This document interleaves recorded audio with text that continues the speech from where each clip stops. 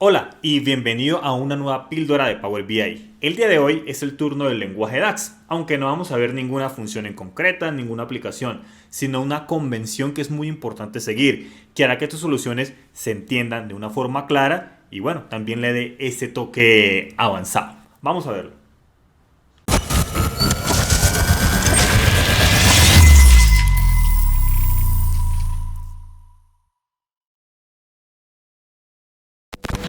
Hola, hola, recibe un cálido saludo de mi parte, quien te habla Miguel Caballero y yo hago parte del equipo de Excel Freelog. Nosotros nos dedicamos a todo el tema de Power BI, lenguaje DAX, lenguaje M, visualización, en fin, toda la infraestructura.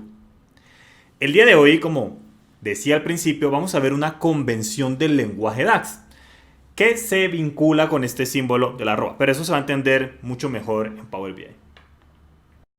Para comprender esta consigna, tomemos la siguiente matriz, la cual tiene año y mes nombre en filas. Y la medida implementada es min ingresos, que no viene a ser otra cosa que el mínimo de la columna ingresos en la tabla pedidos. Con lo cual, si nosotros entramos a analizar lo que sería una celda específica, por ejemplo, este de 17,37 en el año 2001, mes de enero, es el mínimo en el tamaño más fino en la tabla.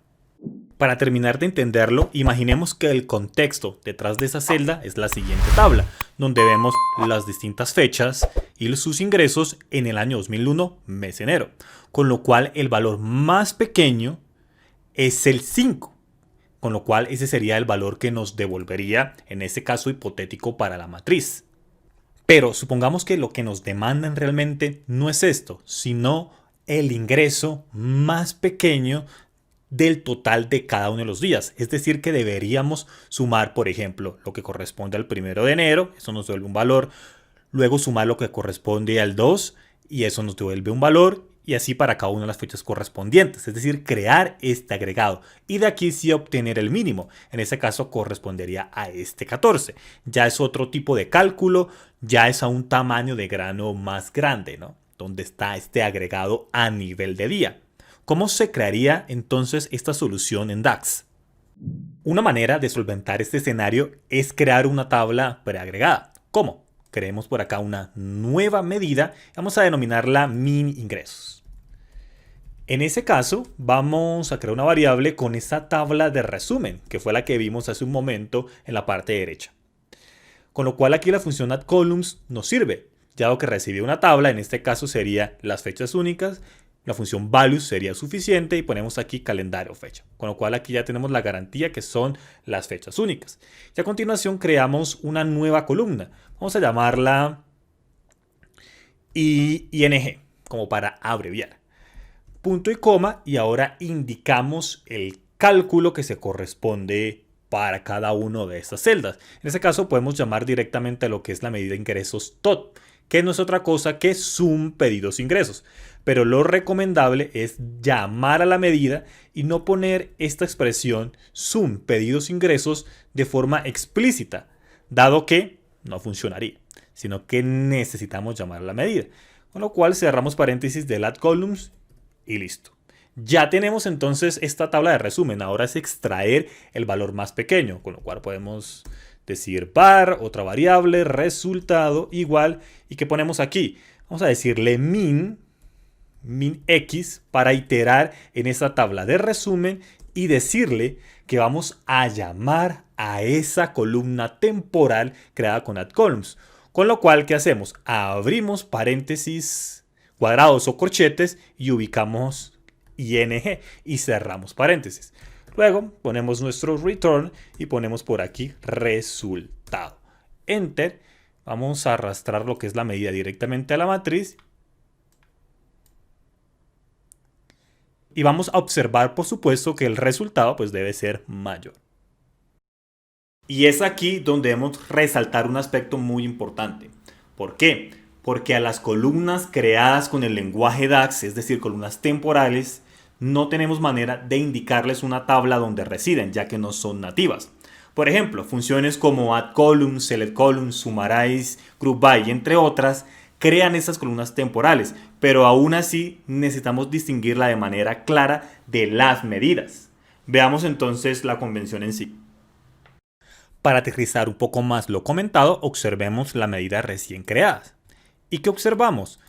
Que este nombre de la columna, que es una columna calculada temporal, no hay manera de indicarle una tabla donde reside. Mejor dicho, observemos, por ejemplo, aquí calendario fecha, estamos llamando una columna, con lo cual le decimos la tabla de donde reside, que es la tabla calendario, y luego le indicamos lo que es la columna de fecha. Esa es la convención a llamar columnas, y cuando se llamen medidas, como lo es este ejemplo, ingresos TOT, pues no indicar la tabla. Sin embargo, cuando es una columna calculada temporal creada por algunas de las funciones ya mencionadas, como addColumns, selectColumns y demás, vemos que no hay manera de seguir esa convención, porque no existe esa tabla temporal aún no existe, con lo cual vemos que toca hacerlo de esta forma. Y es aquí donde llega la convención para darle nombre a las columnas temporales. Esta convención es propuesta por Marco Russo y Alberto Ferrari de SQL BI, la cual indica que para estas columnas, como es el caso de ING, siempre iniciar su nombre con arroba. De esta manera vamos a tener un punto visual y distinguir claramente y de una forma fácil lo que es una columna calculada temporal de una medida. Nosotros podríamos arguir que el color es suficiente para distinguir que es una medida, por lo que vemos que aquí queda en morado, mientras que una columna calculada temporal queda en negro.